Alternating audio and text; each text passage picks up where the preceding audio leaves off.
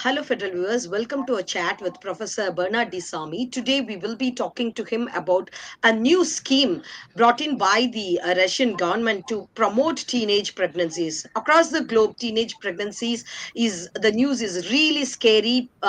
Many governments want to avoid teenage pregnancies and bringing in measures to control teenage pregnancies. But why the Russian government is incentivizing paying 1 lakh rubles for teenage mothers. Let's talk to Professor Bernard D Sami. Hello, sir. Welcome to the show. Thank you. Thank you. Sir, Russia is now paying pregnant school girls to give birth. What are the ethical and social implications of incentivizing teenage pregnancies and why it is the need of the hour for Russia? To put it broadly, Pramila, I thought that population is considered as a power. So in political science, while talking about power, territory is power. If you have a large territory, it is a power. Large population is a power. And in the ancient times and in the medieval times, population was considered as an equalizer. Only with the population you can equalize. The unequals can become equals only with a higher level of population. In that way, today, Russia's population is declining, and their birth rate is coming down, and average size of the family is three, and husband, wife, and one child. And only when there is two child, they can survive to the earlier position. In that way, when it is disadvantageous, also the country is at war with Ukraine, and 250,000 soldiers they have lost, and Russia is not able to get even raise its own standing army, because all of us know that during this Ukrainian war, it's all mercenary forces and private armies that helped Russia to fight this war. So in that way, in order to get, and young men are joining the war. So when young men are joining the war, when they join the war, they leave the families. When they leave the families, the number of children, they are not going to get the number of children as they are expecting. So in that way, there is a decline in the population, and Russia has incentivized, schoolgirls getting pregnant, teenage pregnancies, and to get more, this in this way. They thought that from the 2025 March to May, 10 regions of Russia they have gone in for this, and then more regions would follow, and this is what they are planning. Okay. Actually, when I look into the figures, the incentive is about 1 lakh rubles that will work out to close to 90,000 Indian rupees. But Russia, I'm just wondering whether Russia has brought back the Stalin era motherhood medals, and it also restricts abortions. Are we seeing a global rollback on women's reproductive freedom under this guise of national interest?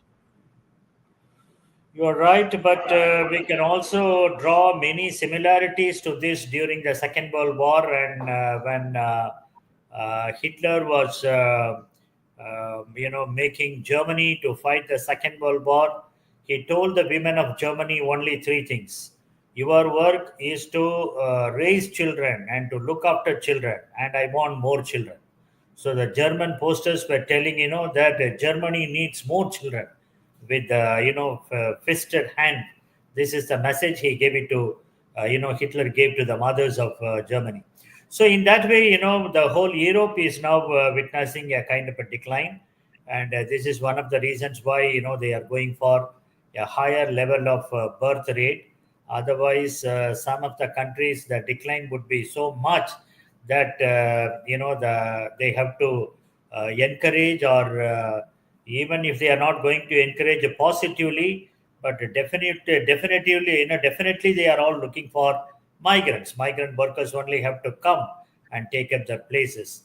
Whether it is going back to the role of mothers in ancient times, yes and no. Yes, in the sense that women are asked to give, birth to children, raise children, look after children. This is one of the roles played by women throughout the century. through the centuries and throughout history.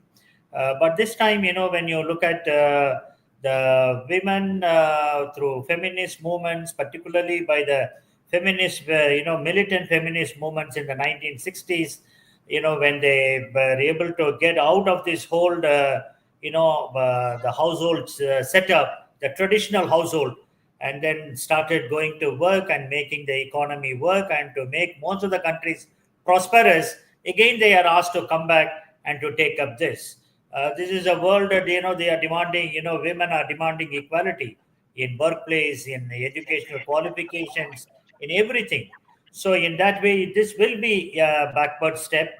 Women have to give up some years of their lifetime for bearing children, bringing up children, and many countries are now giving 3 years of holidays, 5 years of holidays, and many other countries like Poland and Hungary, Viktor Orban, all of them have encouraged this.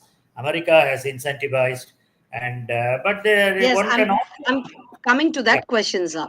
So actually, with pro-nationalism rising in many countries, actually, Trump also came up with this baby bonus proposal, and Hungary came up with the tax breaks, and now Russia wants to is incentivizing this teenage pregnancies. But my question is, how much is this all about demography, and how much will this be about control over women's bodies? You're right. But, the demography is declining in the sense that even, once countries which were considered as population bombs, this is one of the very famous books of the 1960s. And Elric wrote this book, Population Bomb. He said that, like any other bomb, population is also a bomb which is going to explode one day. But now it is no more a bomb because people increasingly think that one mouth brings two hands. So in that way, more children means more prosperity, more persons means more prosperity, more persons means it is also more power. China Mm. now realizes that it made a bad decision of having only one child policy, going for a one child policy. If only they had continued with the two child policy, now China will not be facing the problem as it is facing today in terms of having the youth population declining. Our country and many other developing countries are having a youth bulge. In demography, youth bulge is an advantage where you have, the young population is 40% of the nation. So that is the, big advantage for us. But in most of the other countries, it is 60 plus, their number is big. So in that way, the society is getting older, is developed countries, and the developing countries are having a population which is advantageous for birth, for women reproductive age, and many other things. So in that way, I think countries are encouraging and countries are doing whatever they want. Now, but at the same time, there is an element of racism. There is an element of selectivity. There is an element of there is an element of hidden nationalism in this whole policy.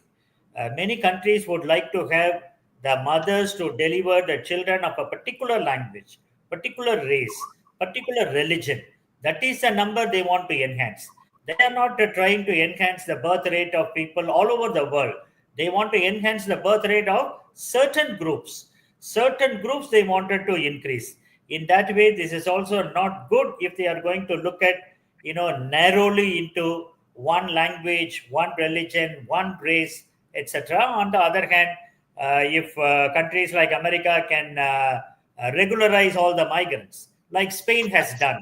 Spain has Okay. regularized all the migrants, and the only qualification they want people to speak Spanish. Otherwise, the pathways to get citizenship in Spain is much more easier than other in any other country. America, instead of making American women, white women, to bear children, if America can tell that all children born in this country, that has been their policy, but Trump is reversing it. They are citizens of this country. Then the problem would be over. Okay. Coming back to this Russia's population crisis, even if many women opt for bringing up more children, raising more children, bearing more children, it will take certain amount of time, right? But do you think Russia can wait till the military force can hold on till all those children grow up and they become adults and they join the force? Is this a realistic strategy to increase population? You're right. It may not be immediately useful, but at the same time, your policy is one where you introduce something and you will bear the fruit of this, little later or after certain years. Definitely, when you ask children in the school to become pregnant and then give children, and women, incentivizing women, and asking women to leave their jobs and to give birth to children, all this will result in another 10, 20 years the youth population. So in Russia, all of us know that this is a country where Putin has been in power for a very long time, and with all the amendments made and reforms made, he is going to be in power for definitely next decade, which means that such a policies, when it is taken, then it will be useful in the days to come. As you rightly said, it may not be immediately useful, but definitely he has taken step to overcome the difficulty that they are facing when the country is at war and also a time of peace. So this is one of the policy decisions which would definitely result in the increase of population, and the population put in considers it as a power of a country. But what will be the situation of women in Russia? How much, how will this impact in their growth and development? How the average standard of living of women in Russia? Do they go to jobs? Do they accommodate the women in the workforce? How much of Russian women are ready to make this attempt? I think when it is, when this idea was asked, when this idea was put to the public, whether they would agree to this or not, nearly 43% agreed, 40% did not agree. So the country is divided on this.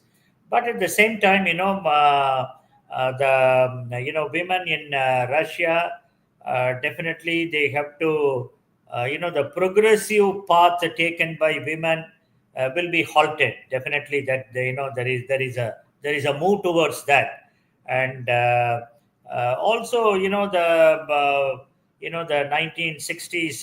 When the feminist movement started, they started with this famous book, "Our Bodies and Our Lives." So in that way, whether the women have the right over their body and the right over their lives is a big question, and this is where developed countries like Russia, they have to find an answer in terms of ensuring the political, economic, social, and cultural rights equally to men and women.